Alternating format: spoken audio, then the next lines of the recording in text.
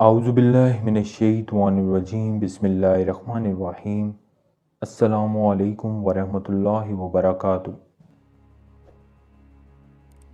دوستو، کعب بن اشرف یہودی مدینہ منورہ میں بسنے والے یہودیوں کا سرکردہ تھا اور شاعر بھی تھا۔ حضور اقدس صلی اللہ علیہ وآلہ وسلم کی شان میں توہین بھرے اشعار لکھتا تھا۔ جگہ جگہ محفلیں جما کر یہ اشعار سناتا اور آپ صلی اللہ علیہ وآلہ وسلم کے خلاف لوگوں کو اکساتا تھا۔ ایک مرتبہ قریش کو حرم کعبہ میں لایا، غلاف کعبہ تھام کر حلف لیا کہ وہ مسلمانوں سے لڑیں گے۔ کعب بن اشرف کی خباثیوں پر کافی دیر تک صبر و تحمل سے کام لیا جاتا رہا۔ جب وہ کسی طرح باز نہ آیا تو آپ صلی اللہ علیہ وآلہ وسلم نے اس کے قتل کا حکم جاری فرمایا۔ ایک دفعہ کعب کے باپ سے ایک قتل ہو گیا تھا تو بھاگ کر مدینے چلا آیا۔ یہاں ایک یہودی نے اپنی بیٹی اس کو بیاہ دی اور وہ یہیں کا ہو کر رہ گیا۔ شرک یہودیت کے اجتماع سے کعب پیدا ہوا۔ باپ کی طرف سے فصاحت و بلاغت اور ماں کی طرف سے ذہانت و ثقافت ورثے میں ملی تھی۔ پھر قد کاٹ بھی خوب نکلا تھا اور شکل و صورت بھی مثالی پائی تھی۔ ان سب عوامل نے مل کر اس کے لیے ترقی کی راہیں کھول اور بہت مختصر عرصے میں اس کا شمار مدینے کے بااثر لوگوں میں ہونے لگا۔ پدری نسبت کی وجہ سے اس کی ہمدردیاں مشرکین کے ساتھ تھیں اور مادری تعلق کی بنا پر اس کو یہودیوں سے پیار تھا، اس لیے دونوں فریقوں کے مذہبی پیشواؤں کو خوب نوازا تھا اور دل کھول کر خرچ کرتا تھا۔ اکثر مذہبی رہنما اس کے وظیفہ خوار تھے اور باقاعدہ تنخواہ لیتے تھے۔ آپ صلی اللہ علیہ وآلہ وسلم کی مدینہ منورہ میں آمد کے بعد ایک دن یہودی علماء حسب معمول اپنے وظائف وصول کر رہے تھے تو اس نے پوچھا، تمہاری اس شخص یعنی حضور صلی اللہ علیہ وآلہ وسلم کے بارے میں کیا رائے ہے؟ سب نے یک زبان ہو کر کہا، یہی تو ہیں جن کے ہم منتظر تھے۔ ہماری کتابوں میں نبی منتظر کی جو علامات مذکور ہیں وہ سب ان میں موجود ہیں۔ کعب سرد لہجے میں بولا، اگر تمہاری رائے یہی ہے تو میرے پاس تمہیں دینے کے لیے کچھ نہیں، تم جا سکتے ہو۔ افسوس کہ پیشوان یہودیت نے چند ٹکوں کی خاطر اپنا دین بیچ ڈالا اور صداقت کا گلا گھونٹ دیا۔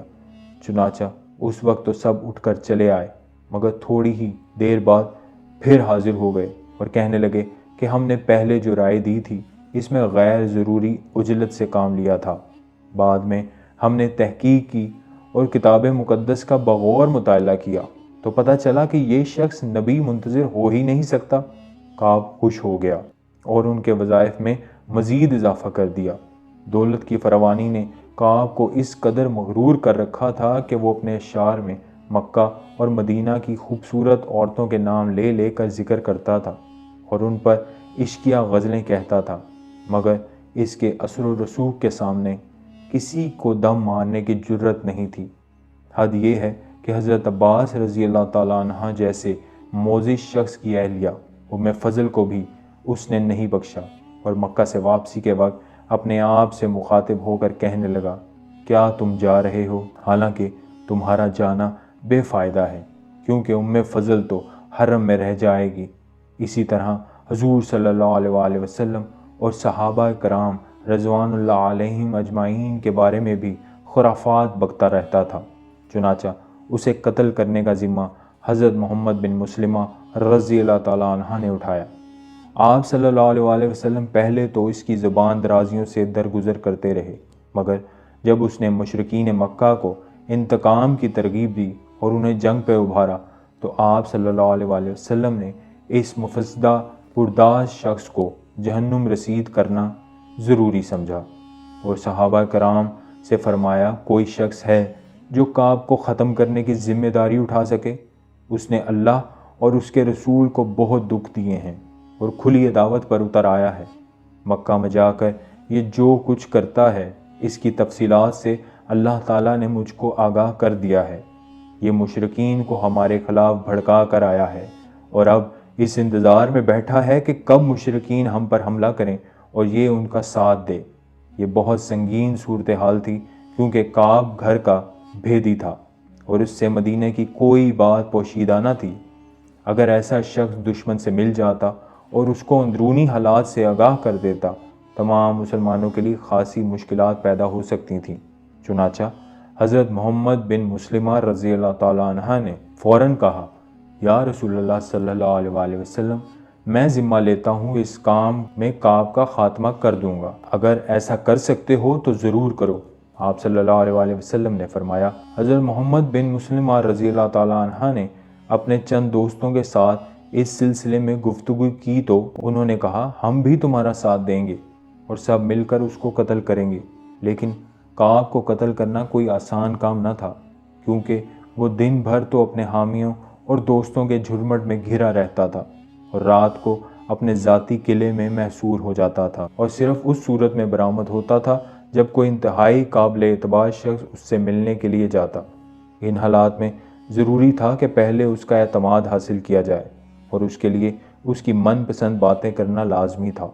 ظاہر ہے کہ ایسی باتیں خلاف واقعہ ہوتیں، اس لیے حضرت محمد بن مسلمہ رضی اللہ تعالیٰ عنہ نے عرض کیا، یا رسول اللہ صلی اللہ علیہ وآلہ وسلم، اس کو اعتماد میں لینے کے لیے اگر ہمیں کچھ غلط بیانی کرنی پڑ جائے تو کیا کر لیں؟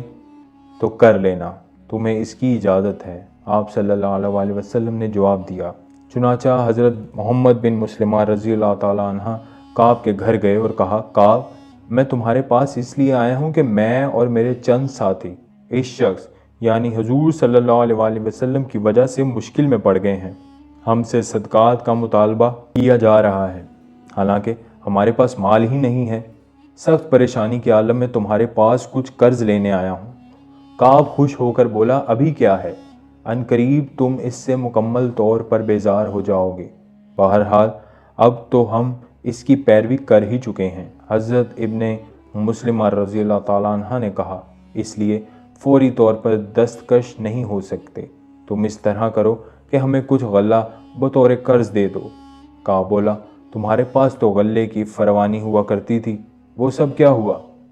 وہ سب ہم اس شخص پر اور اس کے ساتھیوں پر خرچ کر چکے ہیں۔ حضرت محمد بن مسلمہ نے کہا۔ کعب بولا، کیا اب بھی تم لوگوں پر حق واضح نہیں ہوا؟ بہرحال میں تمہیں قرض دینے کے لیے تیار ہوں، مگر تمہیں اپنی کوئی چیز ضمانت کے طور پر میرے پاس رہن رکھنا ہوگا۔ حضرت محمد بن مسلمہ رضی اللہ تعالیٰ عنہ نے کہا، ٹھیک ہے، ہم رہن رکھ دیں گے، تم کیا چیز رکھنا چاہتے ہو؟ کعب بن اشرف نے نہایت بے باکی سے کہا، تمہاری عورتیں۔ اس بیہودہ اور شرمناک مطالبے پر حضرت محمد بن مسلمہ رضی اللہ تعالیٰ عنہ کو غصہ تو بہت آیا، مگر ضبط کر گئے اور کہا، یہ تو مشکل ہے، کیونکہ تم سارے عرب میں خوبصورت انسان ہو۔ اگر ہم نے عورتیں تمہارے پاس رہن کر دیں تو پھر وہ تمہیں چھوڑ کر ہمارے پاس واپس جانے کے لیے کب تیار ہوں گی؟ حضرت محمد بن مسلمہ رضی اللہ تعالیٰ عنہ نے مزید مکھن لگایا، اگر یہ نہیں کر سکتے ہو تو پھر اپنے بچوں کو رہن رکھو۔ آپ نے دوسری صورت بتائی، یہ بھی مشکل ہے، اس طرح ہماری اولاد کا مستقبل برباد ہو جائے گا اور عمر بھر ان کو تانے ملتے رہیں گے کہ یہ تھوڑے سے غلے کے عوض رہن رکھ دیے گئے تھے۔ ہاں البتہ ہم تمہارے پاس اپنا اسلحہ رہن رکھ دیں گے، حالانکہ تم جانتے ہی ہو کہ ہمیں آج کل اس کی کس قدر شدید ضرورت ہے۔ چلو ٹھیک ہے، اسلحہ ہی لا کر رہن رکھ دو۔ حضرت محمد بن مسلمہ رضی اللہ تعالیٰ عنہ کا مقصد پورا ہو چکا تھا، وہ چاہتے ہی یہی تھے کہ کوئی ایسی صورت بن جائے کہ ہمارا اسلحہ کے ساتھ کعب کے پاس جانا اس کو چونکا نہ دے۔ کعب نے اجازت دے کر گویا خود ہی اپنی موت پر دستخط کر دیے۔ رات خاصی بیت چکی تھی کہ غدار کعب کو موت کے گھاٹ اتارنے کے لیے 3 افراد کا قافلہ روانہ ہوا، جس کے امیر حضرت محمد بن مسلمہ رضی اللہ تعالیٰ عنہ تھے۔ میدان بقیع تک خود حضور صلی اللہ علیہ وآلہ وسلم انہیں رخصت کرنے آئے اور فرمایا، اللہ کا نام لے کر آگے بڑھو، اے اللہ ان کی مدد فرما۔ کعب کا قلعہ قریب آیا تو حضرت محمد بن مسلمہ رضی اللہ تعالیٰ عنہ نے ساتھیوں کو بتایا کہ جب وہ باہر آئے گا تو میں اس کو بالوں سے پکڑ لوں گا اور تم لوگ اس کا کام تمام کر دینا۔ دروازے پر پہنچ کر حضرت محمد بن مسلمہ رضی اللہ تعالیٰ عنہ نے کعب کو آواز دی۔ کعب اٹھنے لگا تو بیوی نے کہا، کہاں چلے ہو؟ میرے دوست نیچے بلا رہے ہیں، ان سے ملنے جا رہا ہوں۔ اس وقت نہ جاؤ، مجھے اس آواز سے خطرے کی بو آ رہی ہے۔ نہیں، ایسی کوئی بات نہیں، کعب نے بیوی کو اطمینان دلایا۔ یہ تو حضرت محمد بن مسلمہ رضی اللہ تعالیٰ عنہ اور میرا بھائی ابو نائلہ ہیں۔ ابو نائلہ کعب کے رضائی بھائی تھے۔ دراصل کعب کی آنکھوں میں وہ اسلحہ گھوم رہا تھا جس سے رہن رکھنے کا وعدہ حضرت محمد بن مسلمہ رضی اللہ تعالیٰ عنہ نے کیا تھا۔ चुनाचा बीवी के मना करने के बावजूद उसने दरवाज़ा खोल दिया। काब अतरियात बहुत इस्तेमाल करता था, इसलिए जो ही उसने दरवाज़ा खोला खुशबू से फ़िज़ा महक उठी। हज़रत मोहम्मद बिन मुस्लिमा रज़ी अल्लाह ताला अन्हा ने कहा, वाह क्या उम्दा खुशबू है, मैंने ज़िंदगी भर ऐसी खुशबू नहीं सूंघी। काब अय्याश आदमी था और बाशों वाले लहजे में बोला, हाँ हाँ क्यों नहीं, मेरे पास अरब की सबसे हसीन और महकती हुई औरत है, इसी के पास से उठ के आ रहा हूँ।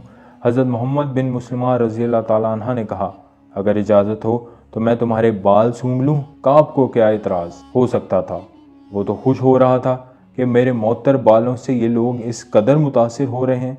चुनाचा हज़रत मोहम्मद बिन मुस्लिमा रज़ी अल्लाह ताला अन्हा ने उसके बाल सूंघने और तारीफ़ की, फिर अपने साथियों से कहा, लो तुम लोग भी सूंघ लो। साथियों ने भी सूंघना शुरू कर दिया। इसी दौरान हज़रत मोहम्मद बिन मुस्लिमा रज़ी अल्लाह ताला अन्हा ने उसके बालों को मजबूती से पकड़ लिया और उसी लम्हे कई तलवारें काब के जिस्म से आर पार हो गईं।